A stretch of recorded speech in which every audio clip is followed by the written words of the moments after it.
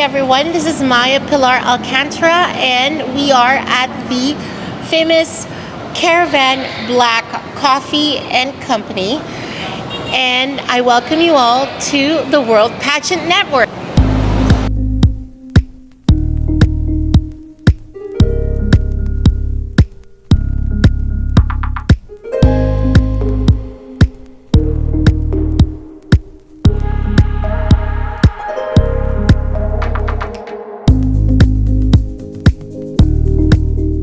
Hi everyone, thanks for joining us here at the World Pageant Network, and today I have a very special guest, and she has been a pride and joy of the Philippines, winning the second crown of the Miss Globe for the Philippines. She's no other than Maureen Montagne. Hello! Hi everyone. Thank you so much for having me. I'm so glad to see you again. This is our second reunion after, our big win in Albania. So it's good to see you and thank you for watching. So Maureen, it's been so long since I've seen you, from the time that you won the Miss Globe in Albania. So tell us how has it been so far with you, winning the title and wearing your beautiful sash, and doing your job, especially your own platform as the Miss Globe? Yes. So it's been great, and I'm super excited that COVID restrictions are lifting worldwide so that I can really get involved with the community. But I have had a fundraiser for the typhoon victims in Siargao. I had that in Arizona while I was home for the holidays, so that was extremely fun and very rewarding. And now I'm back home. We are hitting the ground running with work, and I'm excited for a lot of the projects I have coming up from TV. We've guested for Maine Mendoza for her Miss Maine Girl pageant, and I just have a lot of exciting campaigns coming. So it's been a great year, and I'm so thankful to Miss Globe. I've gotten so much opportunity and a chance, to have such a powerful platform because of Miss Globe. And today is the first day that I'm wearing my new sash. It is beautiful, and thank you guys. I feel like such a queen with it, so thank you so much. Well, you truly deserve that sash, and again, it looks good, especially it has more support. Yes. Weight, Now, I'm gonna ask you something. So, how's your family? Because you went to Arizona for the holidays, and you've done your fundraiser. How are they doing so far, especially in this pandemic? Yes, so everyone is doing great in Arizona. I got to meet my brother's fiance, see my parents. I did, however, get COVID while in the US, so just because things are opening up, remember to stay safe and to practice our safety protocols. But overall, it was so good. I hadn't seen my parents in 3 years, so it was definitely time. And if you're with your parents, be sure to give them a great big hug, because I'm missing mine. So I was thrilled to be home for the holidays. Talking about COVID, when you got it, what was the symptoms that you had, and how were you able to recover from it? Yes. So I was actually pretty lucky. My symptoms were very mild. I didn't lose my sense of smell. I didn't lose my sense of taste. And I just had a cough. I had a wet cough. And after a few days, I just knew I should get tested. And of course, I was positive. So I really just stayed at home, got into baking, and really got into health and fitness while I was sick. And overall, I'm really lucky. I was able to be with my parents so I could have someone take care of me. Just stay safe. And if you think you might have it, it's better to get tested and to know, so you're not putting others at risk. And it's so funny because it's only you out of all your family Yes. that received COVID. Did you know where you contracted it and everything? I actually went to Vegas for New Year's, so I think majority of everyone who went there got it. I know the rest of my family, they had coughs as well, but interestingly enough, none of them tested positive during a PCR test, only me. So who knows, maybe if you've had it before, the antibodies protect you if you're vaccinated and whatnot. but at least I got it out of the way. And I know, sometimes there's a bit of shame in having COVID, but I think at this point, it's better just to be protected and talk about it. So I'm glad that the worst is over with. And vaccination is very important. Yes. I mean, I am fully vaccinated. You're fully vaccinated, and I got the booster shot, and I'm very thankful that we did this, that you've done that, because it could have gotten worse if you're unvaccinated. Yes. And because of the being fully vaccinated, like you're fully protected to it. I mean, it will not have you completely be immunized of having COVID, but you will get you'll get a lighter symptoms. Yes. It could have gone worse. So I thank God that you were able to recover from that. So tell us your experience being a North American and experiencing the North American pageant system compared to a Filipino pageant system. So I'm sure a lot of people would like to know that, especially from Canada, from the States. There's a very big difference. I feel like you compete as an individual in the Western world, but here in the Philippines or in a pageant-loving country, you compete as a team. From your hairstylist to your makeup artist to your designers, it really takes a village, and you have so many people helping you. I'm grateful for both of my experiences, but if I had to choose, I love competing in the Philippines. There's no other love like it. There's no other support system like it. So it's really great to have so many creatives come together and fully support you 100%. Now you've done other pageant systems, especially in the States. You've done Miss USA pageant system, where you represented Arizona and you placed top 15. What year was that again? 2015. 2015. And then you competed at the Miss World America. What year? 2017. Did you compete from it? Yeah. I competed in 2013. 2013. My mom actually encouraged me to enter that when I was a teenager. Oh, wow. Yeah. And then you went to compete also at Miss World Philippines. Yes. And you placed as Miss Eco Philippines, and you competed at Miss Eco International, placing first runner-up. Yes.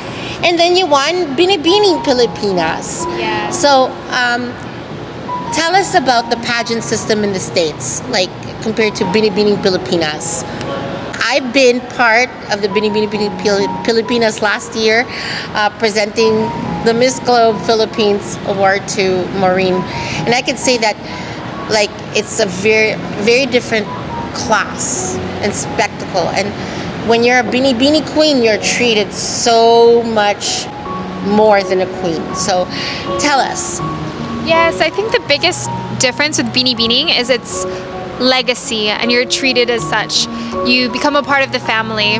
And when you compete in the US, so when I competed for Miss Arizona, I was with 62 girls, and the whole pageant was 2 days. So it's very quick. You shine for 2 days, and then you win. And then Miss USA was actually 2 weeks. So it's about the same length as Miss Universe. But that's also 2 weeks it's still a shorter amount of time. With Binibining, you have 3 months. Yes. And with my batch, since COVID kept canceling our pageant, it was 2 years.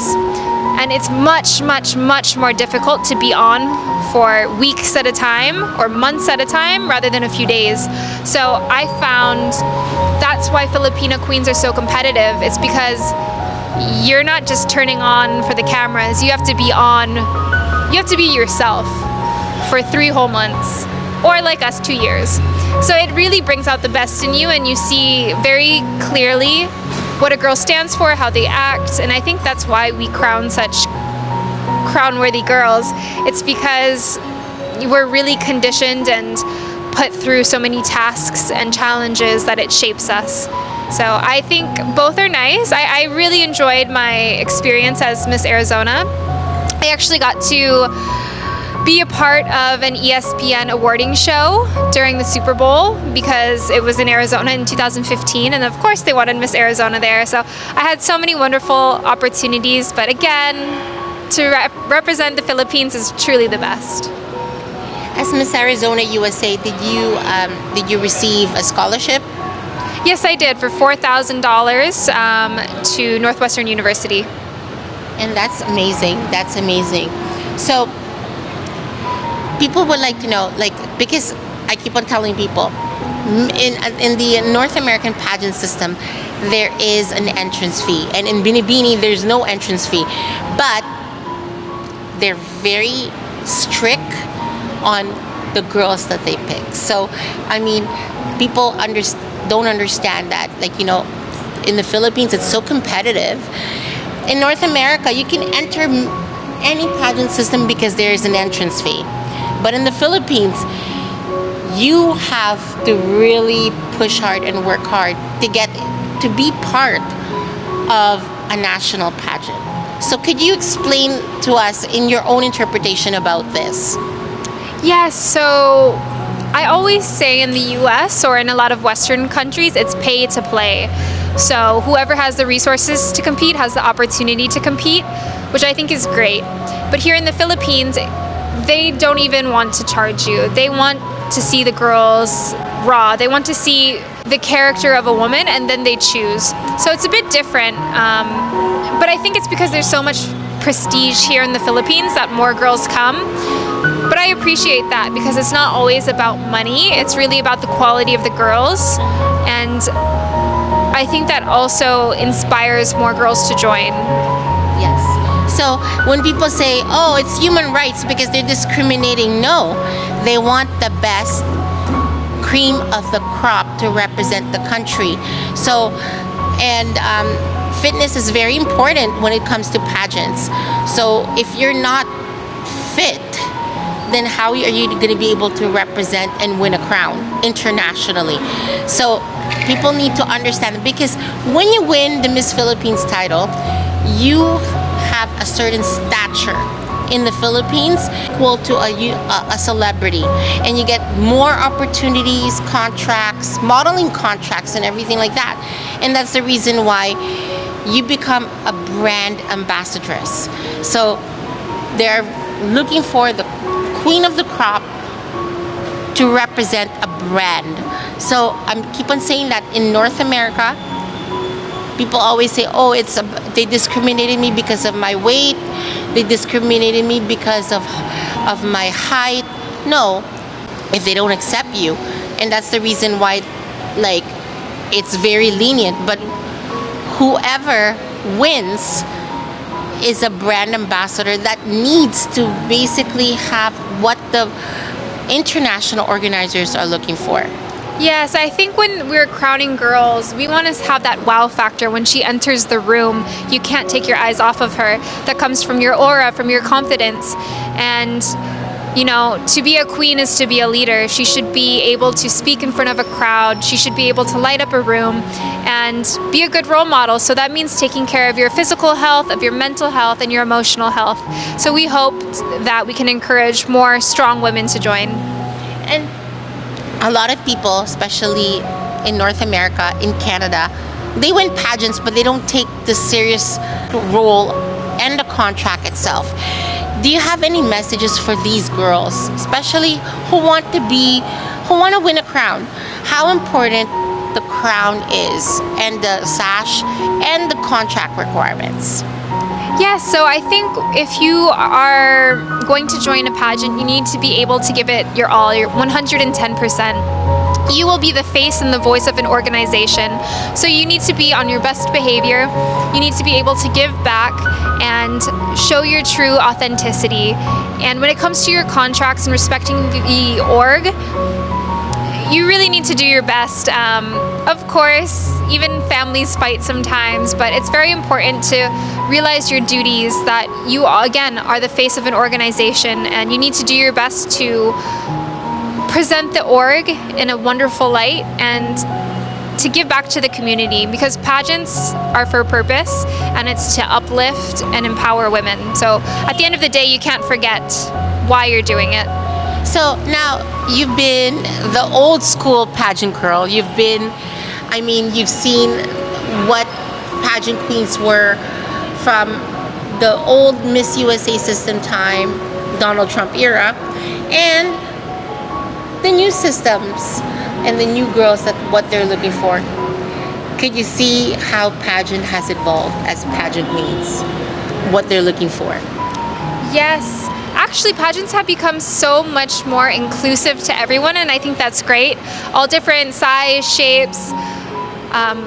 It doesn't matter about your skin tone. And nowadays, I feel like what makes you different is what makes you special.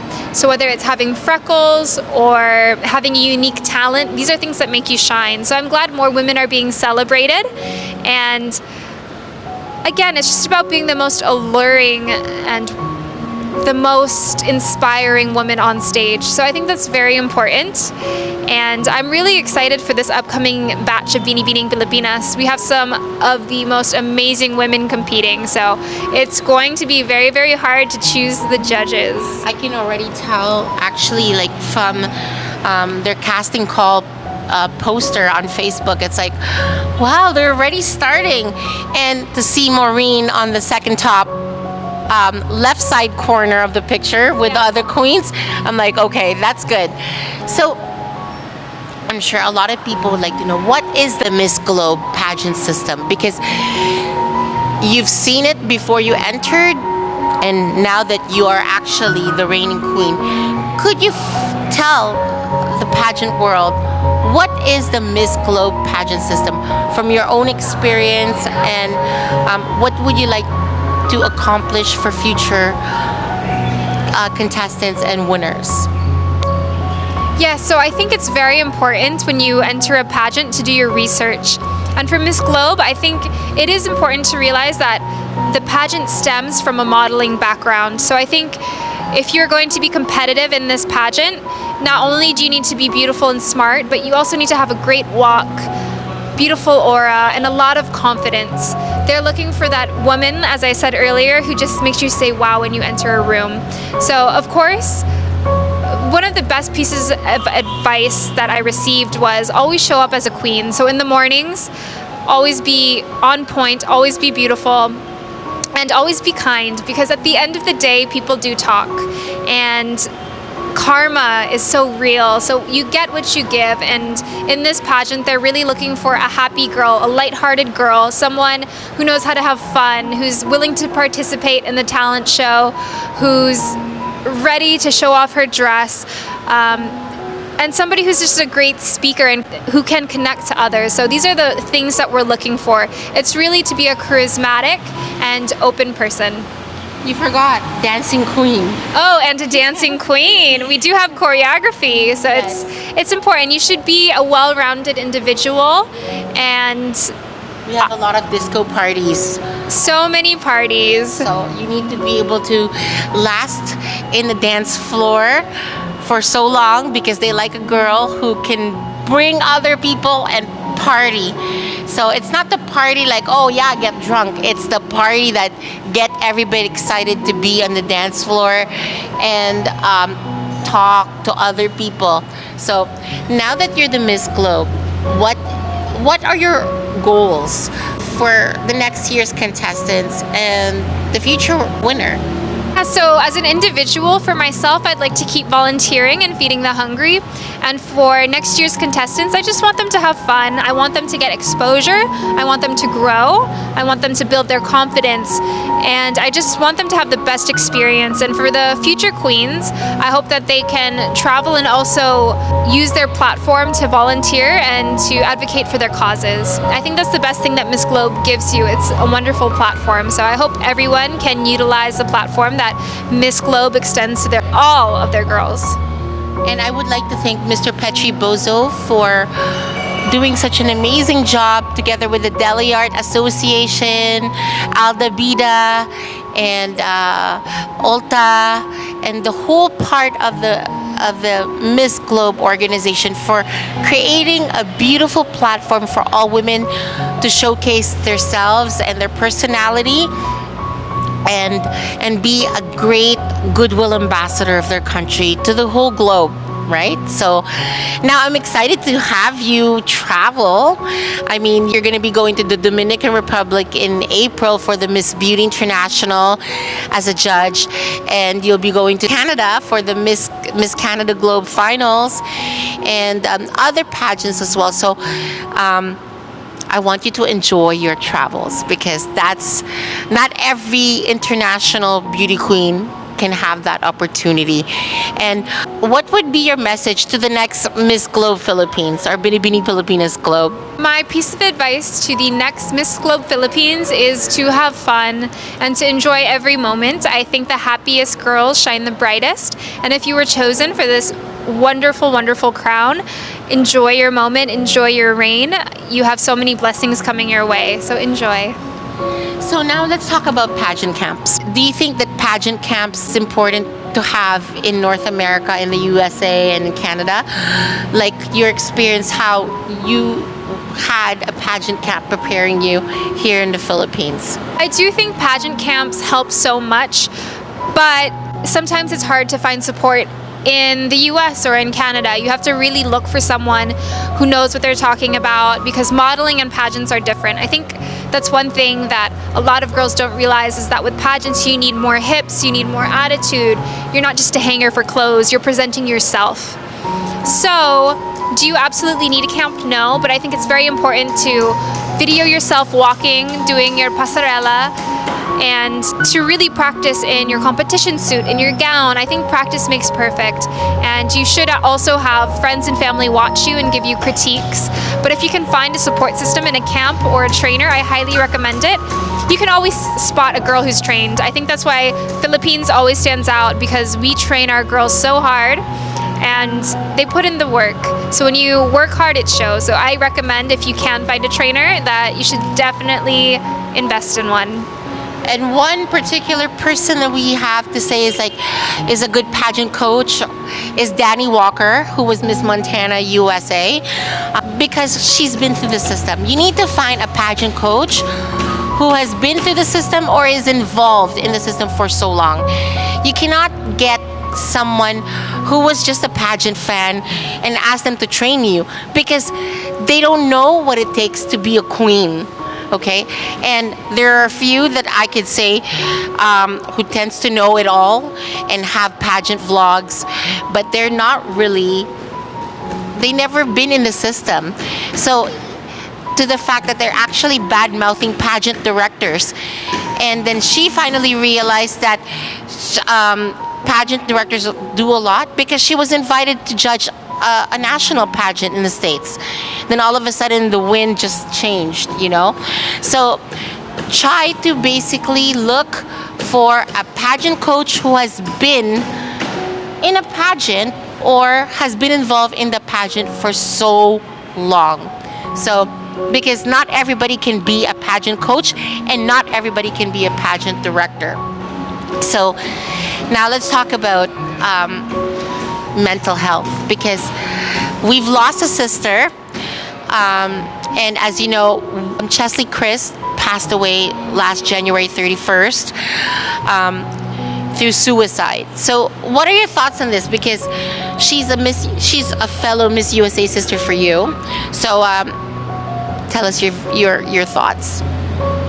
I thought this was so tragic, and it actually took me a few days to process it. Being a Miss USA girl, it's almost like joining a sorority or a sisterhood.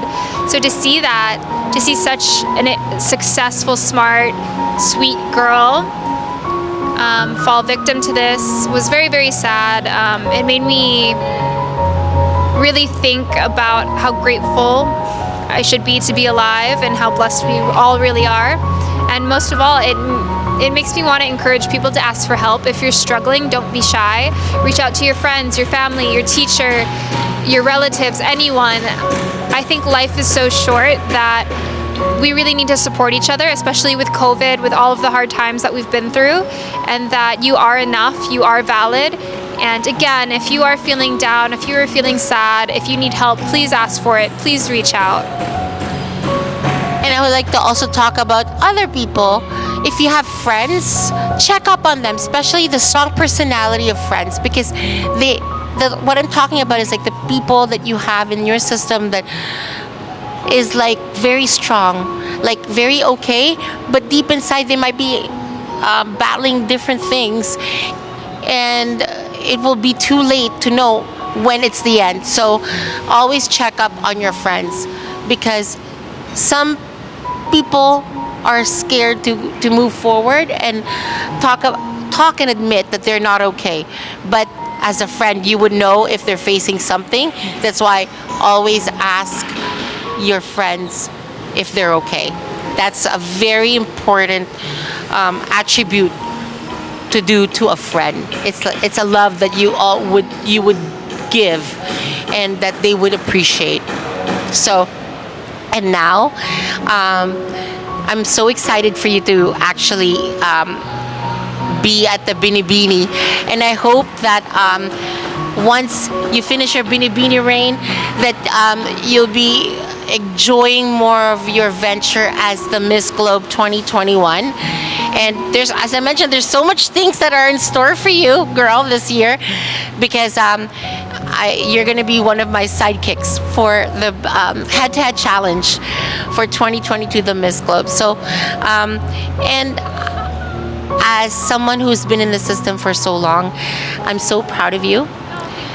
I know that it wasn't easy, because people have expectation for you to do well, and I know because you're one of the strongest contender at the Miss Globe.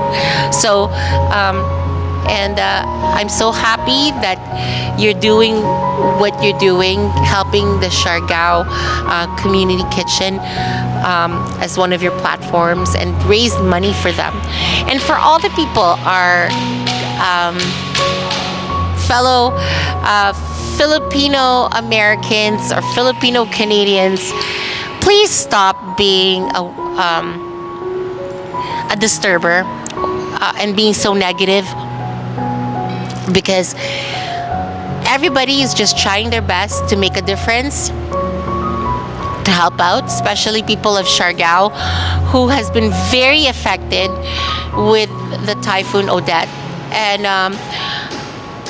And for people to create stories because this person tried to raise money, or another person tried to raise money for different thoughts, and put just like evil thinking about it, and try to create drama. Please don't, because again, there's a saying, it takes a village to do a work, and she did it together with her family and supporters, and it's a lot of effort to do that. So for somebody to try to create issues about something, there's a saying, you are what you think. So if you're thinking like that, it's because you do it, you think about it. You know, you have to give people the benefit of the doubt to actually do well, and be an ambassador of goodwill. So, you know, let's stop the negative thinking, especially for people who really try to do good things and make a change in the world. So I'm so proud of you, and keep up the good work. Thank you so much for coming. I love you. I love you too. And your words to our fans, to your fans. Yes, so thank you to everyone who's been with me on my journey thus far. Your support has meant everything to me. If you would still like to donate, you can donate directly to Siargao Community Kitchen. Right now we're using our resources to buy roofing materials, since the typhoon blew away most of the housing and roofs on a lot of the homes. And people need their shelter, especially with the coconut trees being blown away. There's not much shade or shelter. So please donate.